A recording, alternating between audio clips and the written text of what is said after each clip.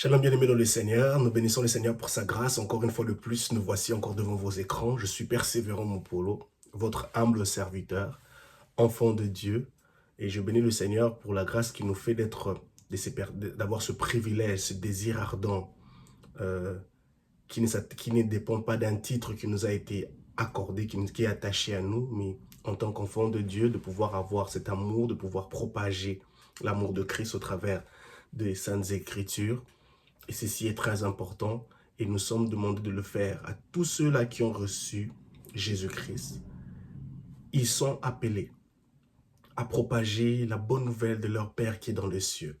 Et ceci est très très important. Nous avons comme pour mission d'aller dans toutes les nations et faire des disciples. Propager la bonne nouvelle, annoncer Christ dans les bons comme les mauvaises occasions, opportunités ou environnements, circonstances. Il est important pour nous de comprendre que nous sommes appelés à propager Christ au travers de notre personnalité, au travers de nos relations, au travers de notre professionnalisme, au travers de notre influence. Ne nous permettons pas de rester silencieux vis-à-vis de notre foi chrétienne, mais au contraire, brandissons-la aux yeux de tout le monde. Que les gens sachent, que les personnes qui nous entourent sachent que nous sommes enfants de Dieu, que nous appartenons à Christ, que nous sommes pécheurs, lui il est saint, que nous sommes sur terre, lui il est dans les cieux, que nous sommes vulnérables, lui il est éternel, que nous connaissons en partie et lui il connaît tout. Gloire au Seigneur Jésus. En ce jour, j'aimerais parler sur l'urgence. L'urgence. Bien-aimés dans le Seigneur, il est important pour nous en tant qu'enfants de Dieu de comprendre que nous n'avons pas assez de temps. Nous n'avons plus assez de temps pour être distraits. Nous n'avons plus assez de temps pour nous laisser emporter par les événements, nous laisser intimider par les tendances, les nouvelles tendances qui séjournent dans ce monde. Nous n'avons plus assez de temps. Nous ne connaissons ni l'heure ni le jour. Alors, nous n'avons plus assez de temps. Alors, il est important pour nous de changer notre attitude. Nous sommes dans l'urgence. Jésus revient bientôt. Le fait de cette phrase qu'on dit que Jésus revient bientôt n'est pas un fable, n'est pas un hasard, n'est pas un mythe, n'est pas juste un raconteur, mais c'est une réalité. Jésus revient bientôt. Nous devons nous imprégner de cet état d'urgence, de savoir que nous n'avons plus assez de temps. Qu'est-ce qui va nous arriver dans les prochaines heures? Qu'est-ce qui va nous arriver dans les prochaines minutes? Qu'est-ce qui va nous arriver dans les prochains jours? Il y a des changements de circonstances dans le monde, dans les différents coins et recoins. Des nouvelles tendances, de nouvelles oppositions, de nouvelles guerres. Quelle est notre conception, quelle est notre lecture face à ces nouvelles choses, face à ces nouvelles tendances, face à ces nouvelles réalités, face à ces nouvelles dominations qui prennent le dessus dans le cours de ce monde? Nous sommes dans un état d'urgence. Cet état d'urgence doit nous interpeller, nous amener à changer notre façon de voir les choses, notre façon de lire, de faire la lecture de ce qui se passe dans le monde en tant que chrétien. Quelle est la lecture que j'accorde vis-à-vis de ce qui se passe dans le monde? Nous avons des nouvelles hérésies, nous avons des différentes choses qui influencent les mœurs et les cultures et influencent même notre perception de Christ, notre perception de la relation avec Dieu. Et ceci doit nous interpeller. Nous sommes dans un état d'urgence. Cet état d'urgence n'est pas seulement par rapport à 2024, non. Cet état d'urgence commence du moment où nous avons décidé de suivre Jésus-Christ, d'entrer dans cette course vers le ciel. Une course qui peut s'achever à n'importe quelle heure, à n'importe quel moment. Et ceci est très très important puisque nous ne savons ni l'heure ni le jour. Jésus l'a dit, restez éveillés. Nous devons rester éveillés. Nous sommes appelés à rester éveillés. Et si nous sommes appelés à rester éveillés, notre façon de nous comporter doit être un comportement d'urgence. Parce que je ne sais pas qu'est-ce qui peut m'arriver. Lorsque tu te retrouves dans un péché, tu tombes dans un péché. Étant une personne imprégné d'un comportement d'urgence vis-à-vis de la venue de Christ, cherche à te relever le plus vite que possible. Cherche à te repentir. Cherche à te tourner auprès de Christ, auprès de Dieu, à te repentir et à revenir sur le droit chemin. C'est ça l'état d'urgence. Cet état d'urgence nous demande de pouvoir mettre des paramètres qui ne cesseront de nous rappeler que tu n'es pas appelé à... Ce que tu vis ici est temporaire, puisque tu es juste passager sur cette terre. Nous n'avons plus assez de temps ici sur terre. Alors, que devons-nous faire? Quelle est notre attitude? Quelle est la meilleure attitude à appliquer en cette période, en ce moment où nous n'avons plus assez de temps? Jésus, il se retrouvera dans... Nous allons lire un passage, j'aimerais qu'on puisse en lire un passage qui fera aussi aspect, sujet de cet état d'urgence, de notre comportement vis-à-vis de la venue de Christ, de ces derniers jours. Nous sommes dans les derniers jours. Quelle est notre attitude à appliquer? Nous sommes dans le livre de Matthieu chapitre 11. Matthieu chapitre 11. Matthieu chapitre 11.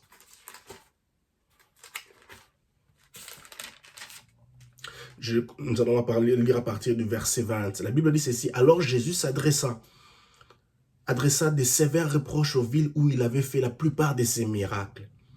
Parce que leurs habitants n'avaient pas changé. Ça j'aime. Parce que leurs habitants n'avaient pas changé. Verset 21. Malheur à toi, Chorazin. Malheur à toi, Bethsaïda, car si les miracles qui se sont produits au milieu de vous, avaient lieu à Tyr et Sidon, il y a longtemps que leurs habitants auraient changé et l'auraient manifesté en revêtant des habits de toile de sac et se couvrant de cendres. Verset 22. C'est pourquoi je vous le déclare, au jour du jugement, ces villes seront traitées avec moins de rigueur que vous. Verset 23. Et toi, Capernaum, crois-tu que tu seras élevé jusqu'au ciel? Non. Tu seras précipité au séjour des morts. Car si les miracles qui se sont produits chez toi avaient eu lieu à Sodome, elle existerait encore aujourd'hui. Verset 24. C'est pourquoi je vous le déclare, au jour du jugement, le pays de Sodome sera traité avec moins de rigueur que toi. Jésus s'adresse à ces villes, Chorazin. Jésus s'adresse à Capernaum. À ces villes dont les habitants n'ont pas changé. Il a manifesté la plupart de ses miracles. Des miracles, des prodiges. Des choses qui vont au-delà de l'entendement humain. Au-delà de la conception humaine. Il a manifesté, il a réalisé plusieurs miracles. Mais ces personnes n'ont pas changé. N'ont pas donné de valeur. N'ont pas donné une certaine approche particulière à ce que Jésus faisait, à ces miracles-là, qui devaient normalement le rapprocher, leur pousser à croire à lui, à croire en lui, à croire que c'est le Fils de Dieu, à croire que oui, réellement, il y a quelque chose de particulier dans cet homme. Oui, réellement, c'est le Fils de Dieu. Mais malheureusement, ses habitants n'ont pas changé. Et Jésus leur interpelle. Il dit, car si les miracles sont produits au milieu de vous, avaient lieu à Tyr et Sidon, il y a longtemps leurs habitants auraient changé et l'auraient manifesté en revêtant des habits de toile, de sac et en se couvrant de cendres. Une attitude, un comportement. Un état d'urgence. Il y a des miracles qui sont en train de se faire, qui vont au-delà de la conception humaine, de l'entendement humain. Mais malheureusement, nous ne changeons pas. Malheureusement, nous ne prenons pas la décision de mettre en place des paramètres qui sont supposés nous changer, qui sont supposés nous pousser à changer, à renouveler notre esprit en accord avec le ciel, en accord avec les saintes écritures. Des interpellations que nous recevons quotidiennement au travers des enseignements bibliques dans les églises, au travers de la méditation biblique. Mais nous ne changeons pas. Nous ne faisons aucun effort de faire une lecture sur les différents événements qui se déroulent dans le monde, différents événements dont on n'a pas le dessus sur cela dans nos familles, dans nos relations, dans nos emplois. Mais malheureusement, on ne manifeste aucun comportement de changement vis-à-vis de cet état d'urgence. Jésus revient bientôt. Oui, c'est vrai, Jésus revient bientôt. Nous sommes dans les derniers jours. Il y a des événements qui vont au-delà de l'entendement humain. Des pandémies, des guerres, des morts, des décès inattendus, des accidents inattendus, des changements, des maladies qui font surface. Et toutes ces choses ne nous interpellent pas. Toutes ces choses doivent nous interpeller, nous pousser à changer, à se revêtir d'une nouvelle conception, d'une nouvelle façon de voir les choses. Mais malheureusement, nous ne la mettons pas en pratique.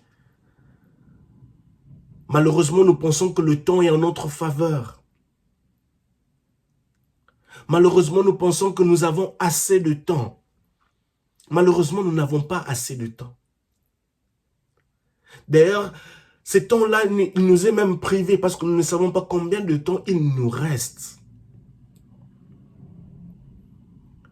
Il y a plusieurs personnes maintenant qui se retrouvent dans des hôpitaux où on leur a informé qu'ils ont peut-être 3 semaines à vivre par rapport à la détérioration de leur corps, de leurs organes. Ils n'ont que peut-être 2 jours à vivre. Une estimation médicale qui peut être pas correcte, qui peut être faillible. Mais dont le docteur estime que la personne n'a plus assez de temps à vivre. Un état d'urgence. Une course qui s'arrêtera, dont le docteur, le corps médical prédit la fin. Maintenant, qu'en est-il de cette course vers le ciel, nous en tant qu'enfants de Dieu? L'apôtre Paul parle dans le livre de Philippiens, chapitre 3, le verset 12 à 14. De cette course vers le ciel, il cherche à gagner le prix. Il oublie tout ce qui est derrière et il se focalise vers ce qui est devant. Devant, c'est le ciel. Nous sommes dans un état d'urgence. Jésus s'adresse à ces 2 villes rebelles. Il a fait la plupart de ses miracles. À toi qui me suis, Dieu t'a parlé à plusieurs reprises. Dieu t'a annoncé sa parole à plusieurs reprises. Il veut que tu changes. Dieu a manifesté des miracles, des prodiges. Il t'a protégé. Tu as vu sa main de façon palpable à plusieurs reprises. Mais malheureusement, tu ne changes pas de comportement. Malheureusement, tu ne prends pas conscience de cet état d'urgence que tu n'as plus assez de temps pour être distrait, distraite. Tu n'as plus assez de temps pour rester silencieux par rapport vis-à-vis de ta foi chrétienne.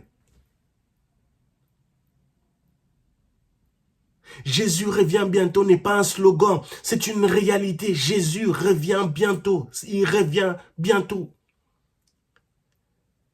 Jésus dit, il informe, il dit à cette ville de Chorazin, ton jugement sera plus rigoureux que ces autres villes.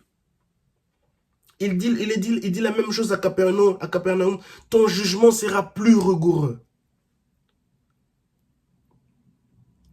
Voudrions-nous se retrouver devant le jour du jugement, avoir un jugement plus rigoureux? Tandis que Dieu nous a parlé à plusieurs reprises, il a manifesté plusieurs miracles, plusieurs prodiges dans nos vies. Il nous a interpellés, il nous a parlé au travers des enseignements, des églises, des encouragements, mais nous n'avons pas pris cela au sérieux. Et nous ne sommes pas revêtus d'une pensée, d'une attitude d'état d'urgence, de savoir que nous n'avons plus assez de temps. Lorsque Dieu fait des miracles, lorsque Dieu fait des prodiges au milieu de nous, dans nos vies, dans nos relations, dans tout ce dont nous entretenons, c'est pour nous rappeler qu'il est là. C'est pour nous rappeler qu'il nous aime. C'est pour nous rappeler que nous sommes le sujet de son amour. Que nous avons un intérêt particulier à ses yeux. Mais aussi, c'est pour nous dire aussi que nous sommes appelés à changer, de quitter du négatif au positif, de quitter du méchant au bon. de quitter de l'impur à la pureté.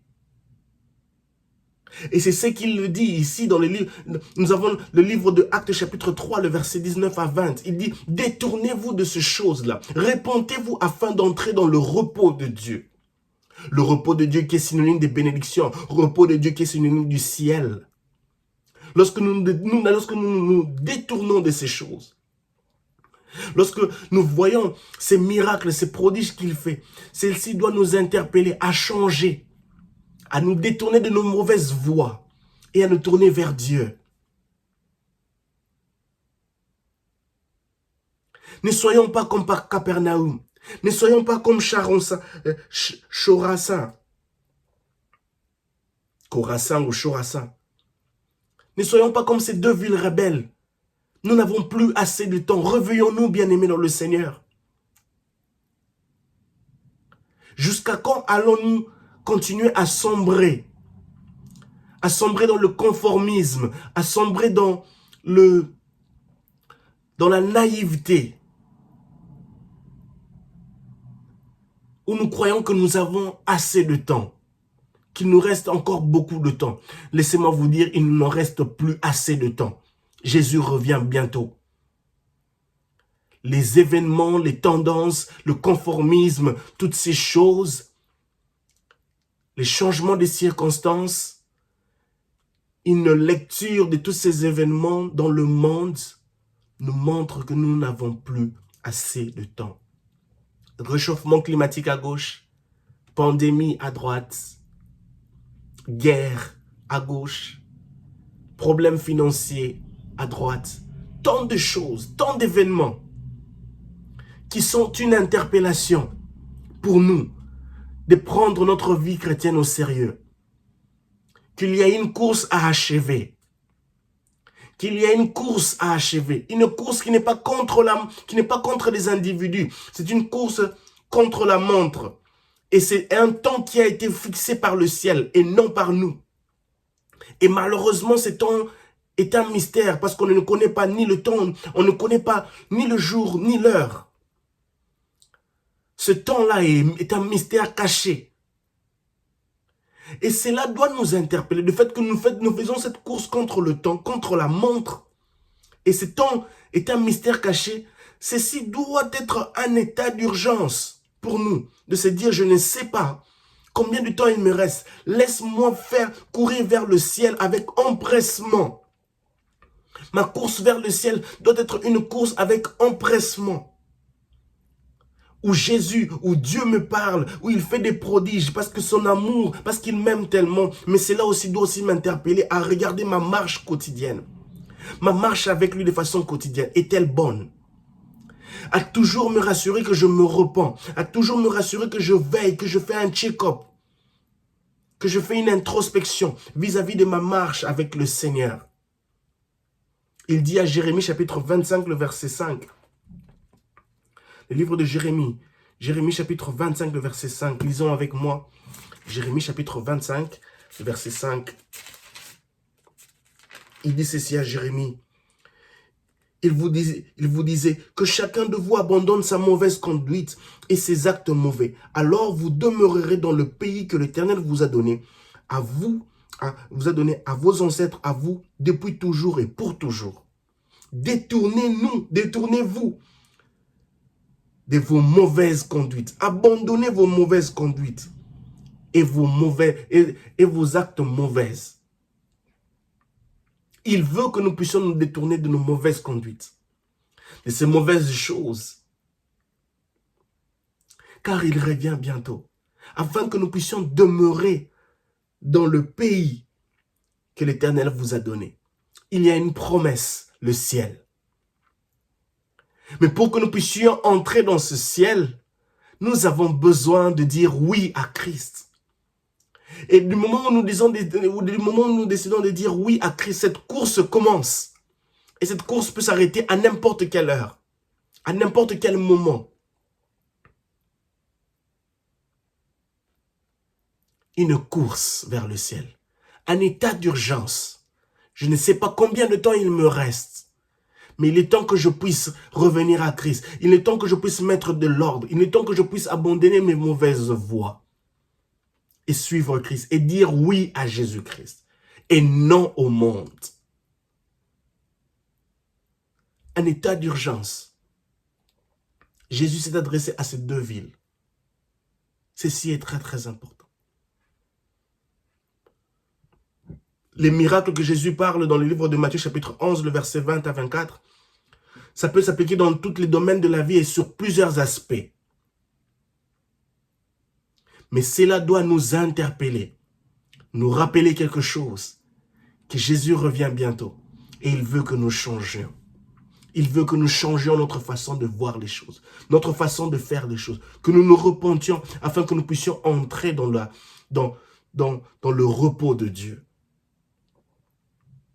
Et ceci est très très important pour nous, de ne pas en minimiser. Le temps n'est pas à notre faveur. Nous devons recadrer nos actions.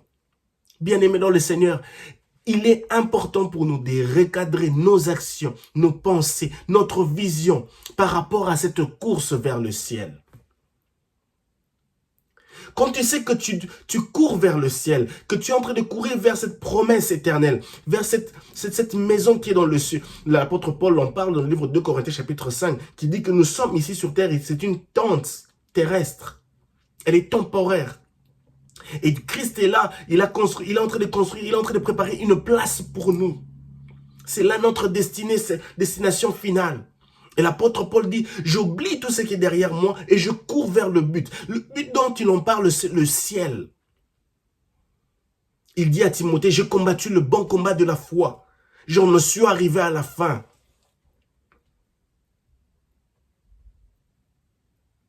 Il le dit dans le livre de Hébreux chapitre 12, de courir avec persévérance vers cette promesse qui nous a été donnée. Une course que Christ a déjà accomplie, dont nous devons maintenant suivre ses pas. Eh bien, et la caractéristique de cette course, que pendant que nous sommes en train de courir sur cette course, puisque nous avons un temps qui est fixé par le ciel sur nos vies, dans la vie de chaque individu, dans la vie de chaque personne ici-bas, il se pourrait que certaines personnes terminent leur course s'arrête d'une façon momentanée.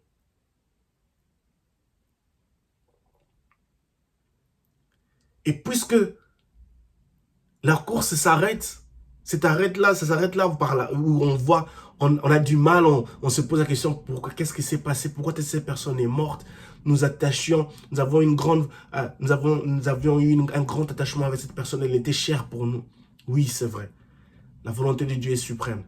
Mais ce que nous devons savoir, nous avons un temps fixé par le ciel qui est placé sur la vie de chaque personne. Et il est important pour nous d'avoir cette pensée d'état d'urgence parce que je ne sais pas combien d'heures me reste-t-il, combien de temps me reste-t-il. Alors il est important de maximiser nos réalisations, de maximiser ce que nous sommes en train de faire pour le Seigneur, de maximiser notre temps ici-bas, en accomplissant la volonté de Dieu, en prêchant l'évangile, en laissant des empreintes qui glorifieront Dieu après notre passage. Et ceci est très important et c'est pour ça que nous devons recadrer nos actions, nos pensées, nos visions, notre esprit, notre façon de lire les événements qui se déroulent. Un état d'urgence à prendre, un état d'urgence à prendre en considération. C'est une course qui n'est pas contre les individus. Non, nous ne sommes pas appelés à faire une concurrence avec des gens, une compétition. Nous ne sommes pas en compétition avec qui que ce soit. Nous ne sommes pas en compétition avec qui que ce soit. Tu as une destinée qui est particulière à toi seul. Tu ne peux pas te permettre de faire comparaison ou lutte avec qui que ce soit. Ta course est contre le temps fixé par le ciel, dont tu ne connais pas, donc qui est un mystère caché. Et donc qui doit nous imprégner, de cet état, de cet esprit d'urgence, d'état d'urgence. D'accomplir toutes les choses que Dieu nous a demandé d'accomplir ici-bas. car nous n'avons plus assez de temps. Si tu dois prêcher l'évangile, prêche l'évangile. Si tu dois accomplir de grandes choses pour la gloire de Dieu, fais-le avec les moyens que tu as, avec le peu que tu as avec toi. Fais-le, accomplis-le, parce que tu ne sais pas combien de temps te reste-t-il. Ceci est très important. Cette course a commencé du moment où tu as dit oui à Christ. Romains chapitre 10, le verset 9 à 10, où tu as reconnu comme Jésus-Christ comme Seigneur et Sauveur, lui qui était mort et ressuscité. Cette course a commencé où tu as reconnu le Seigneur et tu es devenu enfant de Dieu. À tous ceux qui l'ont reçu, il a donné le privilège de devenir enfant de Dieu. Jean chapitre 1, le verset 12. Ceci est très très important. Car Dieu a tant aimé le monde qu'il a donné son Fils afin que quiconque croit en lui ne périsse point et ait la vie éternelle. Une promesse nous a été attachée. Afin que quiconque croit en lui ne périsse point, mais qu'il ait la vie éternelle. Il y a une promesse qui nous a été attachée, la vie éternelle. Nous la recevons, elle prend place en nous, elle entre en nous du moment où nous avons reçu Christ en nous. Et il y a une promesse qui nous attend, c'est le ciel, la destination finale, Une course. Nous sommes en train de courir vers cette destination finale. Il y aura des hauts et des bas, il y aura des problèmes, il y aura des difficultés. Mais nous devons effectuer cette course avec un empressement. Courir vers le but avec empressement, sachant que le temps n'est pas à notre portée. Nous ne connaissons pas combien de temps il nous reste. Jésus revient bientôt. Ne sois pas comme Capernaum. Ne sois pas comme Chorazin. Ces deux villes rebelles. Jésus a fait tant de miracles. Il les a parlé. Des choses qui devaient leur convaincre à changer d'attitude. Mais ils n'ont pas changé. Jésus revient bientôt. Ceci est très très important pour nous bien-aimés dans le Seigneur. Ne sous-estimons pas cela. Ne sous-estimons pas cela. Et pendant que nous sommes en train de réaliser cette course, valorisons notre identité en Christ publiquement. Cette course peut nous appeler, pendant que nous sommes en train d'effectuer cette course, d'effectuer cette course, il se pourrait que nous soyons sujet de moquerie, sujet de critiques, de calomnies. Mais que cela ne nous empêche pas de toujours brandir notre identité en Christ de façon publiquement. N'aie point honte de l'évangile. N'aie point honte de l'identité que tu as en Christ. Tu es un ambassadeur, tu es une ambassadrice ici sur terre. Dans l'environnement là où tu te retrouves, tu es un ambassadeur, tu es une ambassadrice. Tu représentes Christ. Et tu es dans un état d'urgence où tu sais que tu n'as plus assez de temps. Ton mandat ton mandat est prêt d'être achevé. Tu es un ambassadeur, une ambassadrice. Et ton mandat dans l'environnement là où tu te trouves arrive à sa fin. Tu ne sais pas combien de temps il te reste. Tu seras rappelé auprès du Père. Tu ne sais pas combien de temps il te reste. Tu seras rappelé auprès du Père. Tu es cet ambassadeur, cette ambassadrice-là. Tu ne peux pas rester éternellement là, dans l'endroit là où tu te retrouves, dans cette mission de service qui t'a été donnée. Alors prenons-en conscience de cela. Jésus revient bientôt. Nous sommes dans un état d'urgence. Un état d'urgence qui doit nous interpeller. État d'urgence. De prendre conscience que nous sommes appelés à changer.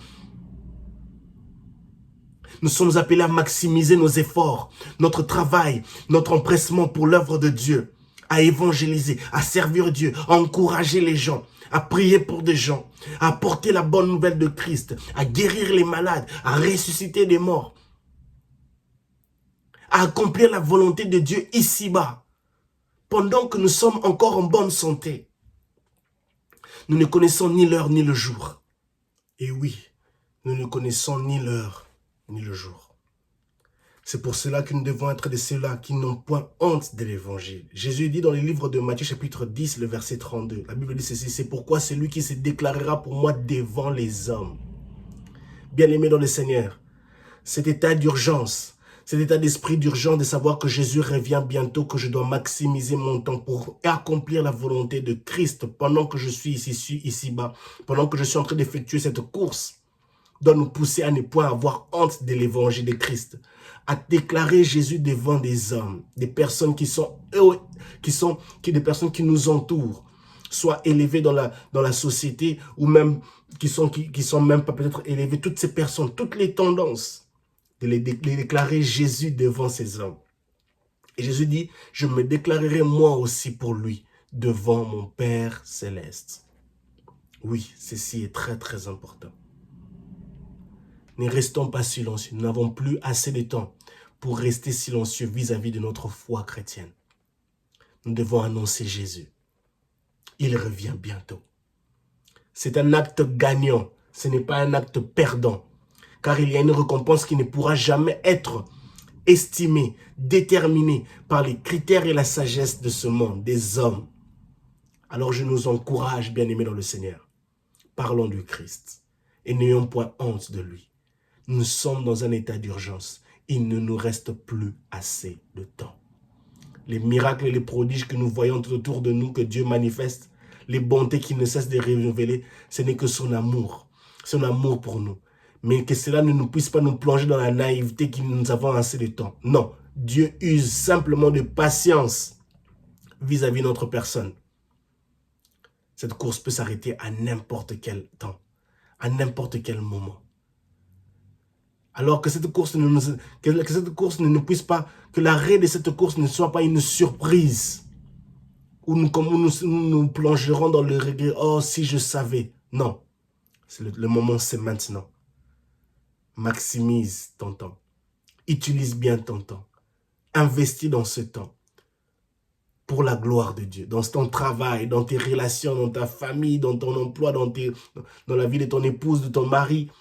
Maximise ce temps. Que tout ce que tu fais soit pour la gloire de Dieu. Que Christ puisse trouver ses intérêts. Et que même quand ta course ici-bas prendra fin, qu'après toi, qu'on puisse se souvenir des empreintes que tu as laissées, qui continueront à témoigner Christ, à interpeller certaines personnes, à leur rappeler qu'il y a une destination finale, que Jésus-Christ revient bientôt, que nous devons mettre de l'ordre dans notre vie. Que Dieu vous bénisse et que la grâce de Dieu continue à nous aider, à nous interpeller, à nous rappeler que Jésus revient bientôt. Que mon Dieu vous bénisse et shalom chez vous.